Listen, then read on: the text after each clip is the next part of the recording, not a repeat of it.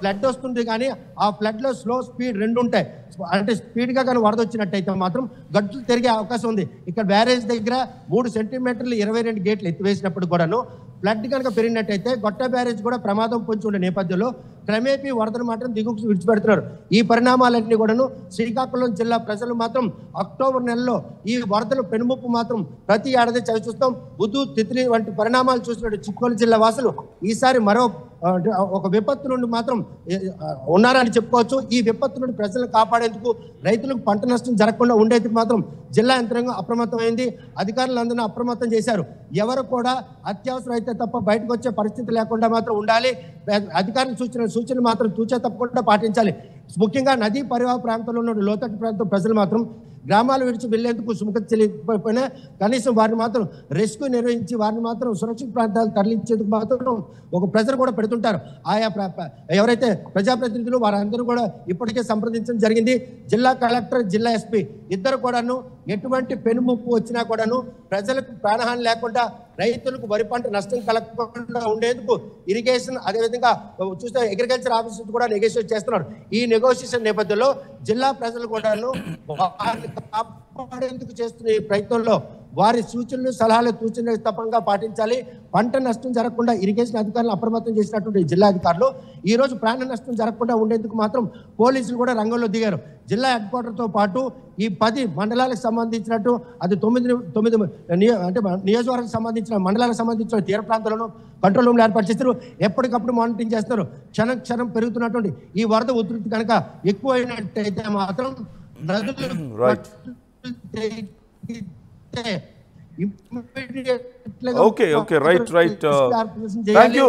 Thank you Satyam Naidu, thanks for the details. Me voice కూడా కొంచెం క్లియర్గా లేదు నాకు due to some network problem. మీతో మరొకసారి నేను మళ్ళీ మాట్లాడతాను. మొత్తం మీద మనం చూస్తున్నాం పరిస్థితి ఎలా ఉందో. శ్రీకాకుళంలో పరిస్థితి ఇప్పటికే చాలా అధ్వానంగా ఉంది. చాలా చోట్ల చెట్లు కూలిపోయి, ఎలక్ట్రిక్ పోల్స్ పడిపోయి చాలా ప్రాంతాల్లో చాలా ఇబ్బందులు ఎదుర్కొంటున్నట్లుగా తెలుస్తుంది. ఈ నేపథ్యంలో మున్ముందు ఇంకెన్ని ఇబ్బందులు వస్తాయో అంటూ ప్రజలు భయాందోళన వ్యక్తం చేస్తున్నారు. ఫ్లాష్ ఫ్లడ్స్ వచ్చే అవకాశం ఉంది అంటూ హెచ్చరికలు జారీ చేస్తున్నటువంటి పరిస్థితి కనిపిస్తోంది. శ్రీకాకుళానికి రెడ్ అలర్ట్ జారీ చేశారు వాతావరణ శాఖ అధికారులు. మరోవైపు రాజేష్ జాయిన్ అవుతున్నారు, మా ప్రతినిధి విజయనగరం నుంచి. విజయనగరానికి కూడా రెడ్ అలర్ట్ జారీ చేశారు. ఈ నేపథ్యంలో ప్రస్తుతం అక్కడ పరిస్థితి ఎలా ఉందో తెలుసుకుందాం. రాజేష్, అధికారులు ఏం చెప్తున్నారు, ఏం చర్యలు తీసుకుంటున్నారు, ప్రజెంట్ కండిషన్ ఎలా ఉంది? అసలు ప్రస్తుతం చూసుకుంటే వాతావరణం అయితే నిలకడగైతే ప్రస్తుతం అయితే ఉంది. ప్రస్తుతం చూసుకుంటే ఒకవైపు వాతావరణ శాఖ కూడా రెడ్ అలర్ట్ అయితే జారీ చేసినటువంటి పరిస్థితి కనిపిస్తుంది. ముఖ్యంగా చూసుకుంటే ఏదైతే రాత్రి నిన్న ఎడతెరపు లేకుండా కురుస్తున్న వర్షాల కారణంగా చూసుకుంటే ఫ్లాష్ ఫ్లడ్స్ వచ్చే అవకాశాలు కూడా అవకాశాలు ఉన్నాయంటూ కూడా ఒకవైపు వాతావరణ శాఖ అధికారులకు అయితే చెప్పుకొస్తున్న పరిస్థితి కనిపిస్తుంది. ముఖ్యంగా చూసుకుంటే ఉమ్మడి విజయనగరం జిల్లా సంబంధించినటువంటి పార్వతీపురం అన్ని జిల్లా కావచ్చు, అలాగే విజయనగరం జిల్లా కావచ్చు, ఇద్దరు కలెక్టర్లు కూడా అధికారులతో సమీక్ష సమావేశాలు కూడా నిర్వహిస్తున్న పరిస్థితి కనిపిస్తున్నాయి. ఎందుకంటే ఎక్కడ కూడా వ్యోమోల్లాసం జరగకూడదనే ఒక ముఖ్య ఉద్దేశంతో ముందుకెళ్తున్న పరిస్థితి కనిపిస్తున్నాయి. ఇప్పటికే ఉత్తరాంధ్ర పైన ఫుల్ ఫోకస్ కూడా పెట్టిన పరిస్థితి కనిపిస్తుంది. ఎందుకంటే దీనికి సంబంధించిన మంత్రులు అంతా కూడా ఈ యొక్క ప్రాంతాలను ప్రత్యేకంగా పర్యవేక్షిస్తున్నటువంటి పరిస్థితులు కూడా కనిపిస్తుంది. ఎందుకంటే ఒకవైపు క్యాబినెట్ మీటింగ్ అవుతున్నప్పటికీ కూడా ఒకవైపు ఇక్కడ ఉన్నటువంటి పరిస్థితులు, తాజా పరిస్థితులు కూడా పరిస్థితి ఎలా జరుగుతుంది, అక్కడ ఏంటి పరిస్థితులు ఏంటి అని చెప్పేసి వెంట సమాచారం కూడా అందుకుంటున్న పరిస్థితి కనిపిస్తుంది. దీని పట్ల ఇప్పటికే సీఎం చంద్రబాబు నాయుడు కూడా ప్రత్యేక దృష్టి సాధించిన పరిస్థితులు కూడా కనిపిస్తుంది. ఎందుకంటే గతంలో చూసుకుంటే అప్పుడు కూడా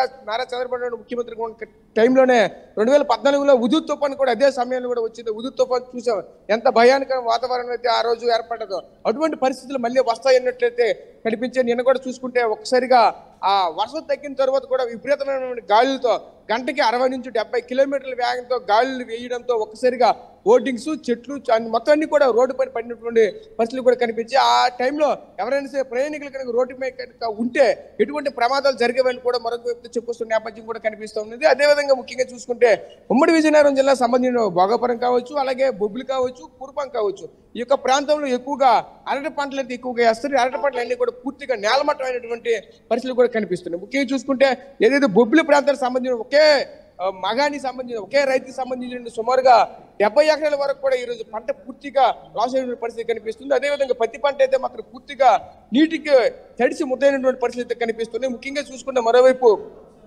ఉమ్మడి విజయనగరం జిల్లా అత్యధిక వర్షపాతం గొర్రెల గరివిడి ప్రాంతాల్లో అత్యధిక వర్షపాతం నమోదైన పరిస్థితి కనిపిస్తుంది. సుమారుగా చూసుకుంటే 88 సెంటీమీటర్లు వర్షం పట్టదంటే మామూలు విషయం అయితే కాదు. ఎందుకంటే 88 సెంటీమీటర్లకే చాలా ఎక్కువగా వర్షపాతం నమోదైన పరిస్థితి కనిపిస్తుంది. అత్యల్ప వర్షపాతం కూడా మెంటాడ మండలంలో 34% వరకు మాత్రమే ఆ యొక్క ప్రాంతంలో నమోదైన పరిస్థితి కనిపిస్తుంది. ముఖ్యంగా చూసుకుంటే ఈ ప్రాంతం అంతా కూడా ఈ రోజు జలమయమయ్యే అవకాశాలు కనిపిస్తుంది. ముఖ్యంగా చూసుకుని మరోవైపు ఉన్నటువంటి ఏదైతే నీటి మట్టానికి అనుగుణంగా ఉన్నటువంటి రిజర్వాయర్లన్నీ కూడా పూర్తి స్థాయిలో నీటి మట్టం ఉన్నటువంటి నేపథ్యం అయితే కనిపిస్తుంది. ఒకవైపు ఏదైతే తాడిపూడి జలాశయం కావచ్చు, అలాగే మరోవైపు తోటపల్లి జలాశయం కావచ్చు, మడ్డు వలస కావచ్చు, ఇవన్నీ కూడా పూర్తి స్థాయిలో నీటి మట్టాన్ని చేరుకోవడంతో ఏ క్షణంకైనా సరే అటు నుంచి ఒకసారిగా క్యాచ్మెంట్ ఏరియాలు ఎక్కువగా వర్షాలు కురవడంతో ఎక్కువగా ఫ్లడ్స్ ఏమైనా వచ్చే అవకాశాలు అయితే కనిపిస్తున్నాయంటే ఏ క్షణంకైనా గేట్లు ఎత్తే అవకాశాలు ఉంటాయని కూడా స్థానికంగా ఉన్నటువంటి అధికారులు కూడా చెప్పాల్సిన పరిస్థితి కనిపిస్తుంది. దీనిపైన ఇప్పటికే ఒకవైపు ఇరిగేషన్ డిపార్ట్మెంట్తో అలాగే ఉన్నటువంటి రెవెన్యూ సిబ్బందితో కూడా సమీక్షలు నిర్వహిస్తున్నటువంటి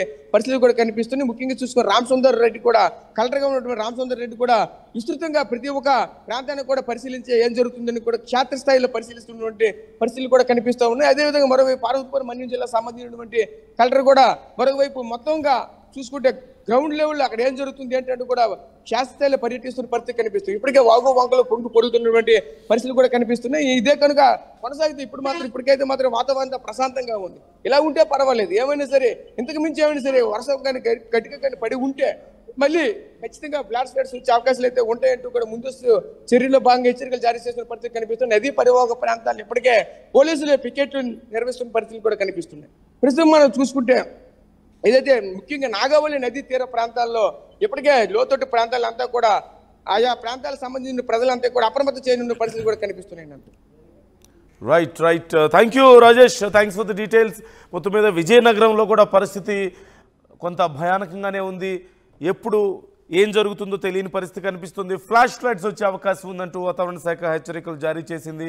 విజయనగరం, శ్రీకాకుళం, పార్వతీపురం, మన్యానికి రెడ్ అలర్ట్ జారీ చేశారు. అలాగే విశాఖ, అనకాపల్లి, అల్లూరు సీతారామరాజు జిల్లాలకి ఆరెంజ్ అలర్ట్ జారీ చేశారు. తూర్పుగోదావరి, యానాం, కోనసీమకు ఎల్లో అలర్ట్ జారీ చేశారు. మరొక 3 రోజుల పాటు ఈదురుగాలు భారీగా ఉంటాయని, సముద్ర తీరం కొంత అల్లకల్లోలంగా ఉంటుందని, ఎవరు వేటకు వెళ్ళొద్దంటూ మత్స్యకారులకు సూచించారు. మరోవైపు వంశధార, నాగావళికి నదులకు వరద ముప్పు ఉంది అంటూ చెప్తున్నారు. సుమారుగా 20 సెంటీమీటర్ల కంటే ఎక్కువ వర్షపాతం నమోదయ్యే అవకాశం ఉందంటూ వాతావరణ శాఖ హెచ్చరికలు జారీ చేస్తోంది. 20 సెంటీమీటర్లు అంటే అతి భారీ వర్షం. ఖచ్చితంగా వరదలు వచ్చే అవకాశం ఉంటుంది. వరదలు వచ్చేటువంటి అవకాశం మనం హైదరాబాద్ మహానగరంలో చూసాం. 12, 14 సెంటీమీటర్లు, 15 సెంటీమీటర్ల వర్షపాతానికే వరదలు ముంచెత్తినటువంటి పరిస్థితి. అందులోనూ ఓవైపు సముద్రం, మరోవైపు నదీ పరివాహక ప్రాంతం ఉన్నటువంటి ప్రాంతాల్లో ఎక్కడ చూసినా వాగులు, కొన్ని కాలువలు ఉన్నటువంటి ప్రాంతాల్లో ఖచ్చితంగా 20 సెంటీమీటర్ల వర్షపాతం అంటే పూర్తిగా ఆ నదులు కానీ ఆ వాగులు, కాలువలన్నీ కూడా పొంగి పొరలేటువంటి అవకాశం ఉంటుంది. సో జాగ్రత్తగా ఉండాల్సిన అవసరం ఉంది. రెడ్ అలర్ట్ జారీ చేసినటువంటి ముఖ్యంగా విజయనగరం, శ్రీకాకుళం, మన్యం ఈ 3 ప్రాంతాల ప్రజలు అత్యంత అప్రమత్తంగా ఉండండి. అలాగే విశాఖ, అనకాపల్లి, అల్లూరు సీతారామరాజు ఎల్లో అలర్ట్ జారీ చేశారు, ఆరెంజ్ అలర్ట్ జారీ చేశారు. తూర్పుగోదావరి, యానం, కోనసీమకు ఎల్లో అలర్ట్ జారీ చేశారు. సో జాగ్రత్తగా ఉండాలంటూ అధికారులు సూచిస్తున్నారు. చాలా ప్రాంతాల్లో ఇప్పటికే చెట్లు విరిగి పడిపోతున్నాయి కాబట్టి చాలా ప్రాంతాల్లో ఉన్నటువంటి పాత గోడలు కానీ ఇళ్ళు కానీ కూలిపోతున్నటువంటి పరిస్థితి ఉంది కాబట్టి అలాంటి చోట్ల ఉండేవాళ్ళు కూడా జాగ్రత్తలు తీసుకోవాలంటూ సూచిస్తున్నారు. మనం విజువల్స్లో చూస్తున్నాం.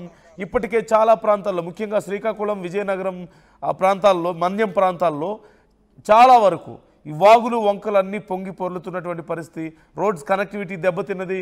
కొన్ని ప్లేసెస్లో బ్రిడ్జెస్ మీద నుంచి కూడా వాటర్ ప్రవహిస్తున్నటువంటి పరిస్థితి కనిపిస్తోంది. అలాగే ఈ చెట్లు పడిపోవడంతో రోడ్లు బ్లాక్ అయిపోవడం చాలా చోట్ల, అలాగే ఎలక్ట్రిసిటీ పోల్స్ కూడా పడిపోవడంతో ఎలక్ట్రిసిటీ లేక, పవర్ లేక చాలా ప్రాంతాల్లో ఇబ్బందులు పడుతున్నటువంటి పరిస్థితి కనిపిస్తుంది. ఒక్కసారి మీరు ఆ విజువల్స్ చూడండి, పరిస్థితి ఎలా ఉంది అనేది మీకే అర్థమవుతుంది.